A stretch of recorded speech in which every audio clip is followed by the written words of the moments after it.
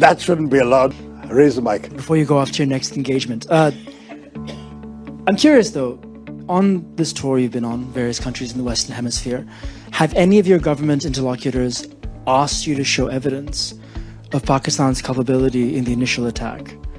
And what do you say to the repeated Pakistani denials of having any hand in the initial attack? Okay, well, I'm very glad you raised this, Ishaan. I didn't plant it, I promise you. This guy does this to his dad.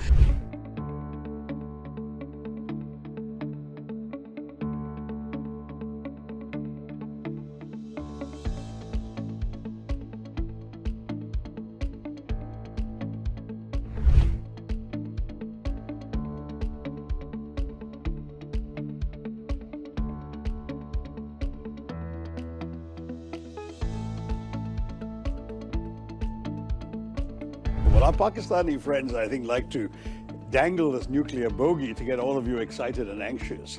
But I mean, we've got a nuclear power engaged in a war right now for 2.5 years in Europe, and no one has talked about nukes yet. I mean, why would 2.5 days in India suddenly lead to fears of nuclear escalation?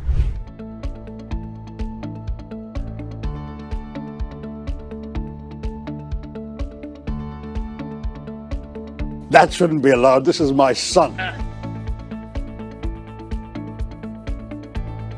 Very simply, no one had any doubt, and we were not asked for evidence, but media have asked. And so you are speaking for your tribe in that in 2 or 3 places, media asked this question.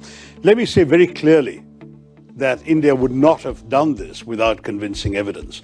But there were 3 particular reasons I want to draw your attention to, all of you.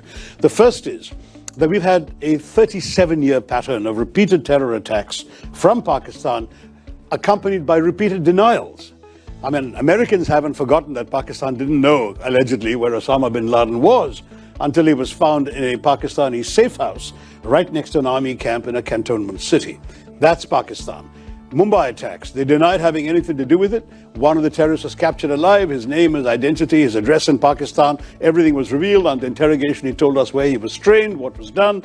The US intelligence, as well as ours, recorded the chilling voice of the Pakistani handler giving minute-by-minute instructions to the killers in Mumbai, telling them where to go, and they were monitoring Indian TV and saying there are people hiding on the 3rd floor of that hotel, go and shoot them there. This kind of thing is going on. Your sources recorded this too. So we know what Pakistan's all about. They will dispatch terrorists, they will deny they did so until they're actually caught with red hands. That's the first. So I agree you're going to say, but that's circumstantial. Sure. Second point, the moment this happened, within 45 minutes or so of this happening, the terrorist attack, a group called the Resistance Front claimed credit. Who are the Resistance Front? They're a well-known proxy front of the Lashkar-e-Taiba, a banned organization listed by the United Nations, listed by the US State Department, which enjoys safe haven in the town of Muridke in Pakistan. The Resistance Front, evidence about the Resistance Front and its doings was presented by India to the UN Committee on Terrorism in December 2023 and repeatedly again in 24. But the problem was, of course, Pakistan too is a member of that committee. The Resistance Front was not listed by the UN, but its identity was known and publicized. These people then claimed credit within a time span. There were no media present when these killings took place. Most of the world hadn't even learned about this when they claimed credit. So that was itself a smoking gun. They repeated that claim 24 hours later. And having repeated that claim 24 hours later, then their handlers must have woken up to the gravity of this and told them to take it off their side. So they did. But the fact is, the credit claim was on record and the world has seen it.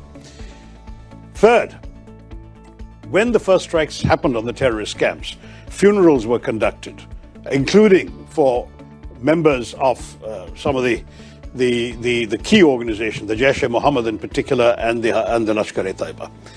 The funerals were conducted, and photographs have emerged on social media showing Pakistani generals and police officers in uniform attending these funerals, being conducted by relatives of these terrorists.